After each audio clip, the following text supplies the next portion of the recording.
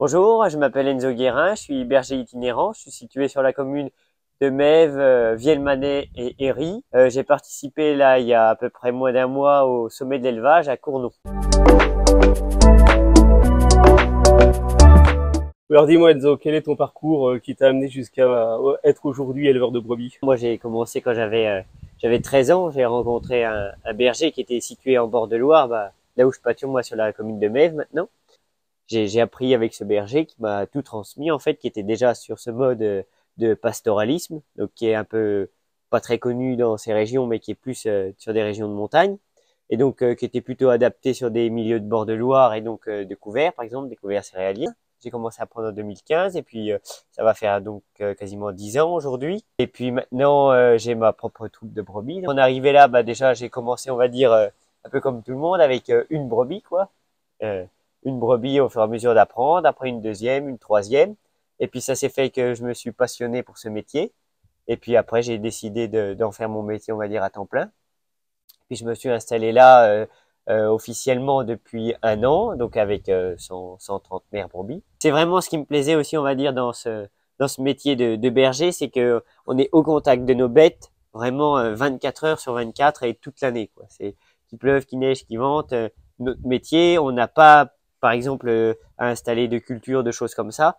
Notre métier, il est vraiment basé sur l'élevage, le suivi du troupeau et de connaître ses bêtes le plus possible et puis justement du coup comme on est itinérant de les déplacer avec des chiens de troupeau. Enzo, quels sont les avantages et les inconvénients de ton métier de berger?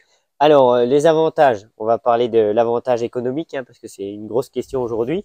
L'avantage de notre système, c'est qu'il y a très peu de charges. Déjà, c'est pour ça que ça permet d'installer des jeunes agriculteurs qui sont pas forcément issus du milieu agricole, comme moi, j'étais pas forcément issu du milieu agricole.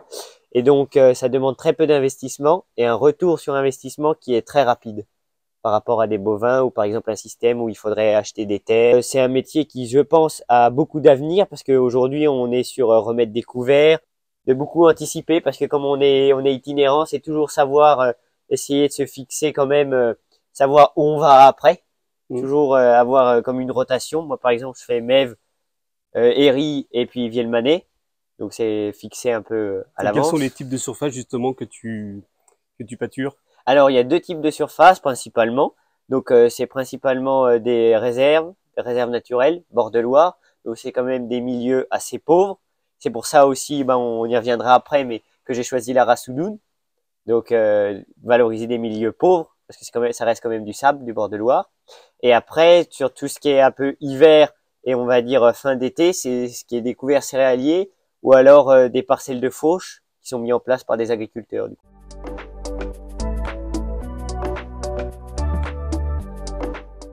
Bon Enzo, nous voilà dans tes brebis. Est-ce que tu peux nous présenter ton troupeau?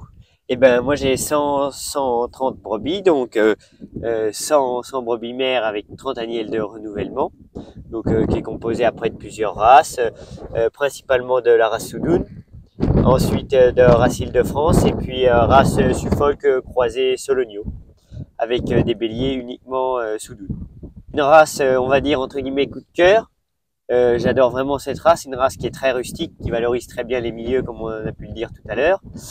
Elle est très maternelle. C'est une race aussi qui a une qualité bouchère qui est supérieure aux autres, car elle fait du gras, donc du persillé. Et tu penses par la suite avoir un troupeau 100% sans zone ou tu penses Euh, garder quelques brebis bien adaptées à cette conduite en pastoralisme? je pense garder peut-être une petite partie, peut-être une vingtaine de bêtes en croisée, mais sinon je pense partir sur 80% de mon cheptel vraiment en soudoune pure. Très bien, merci.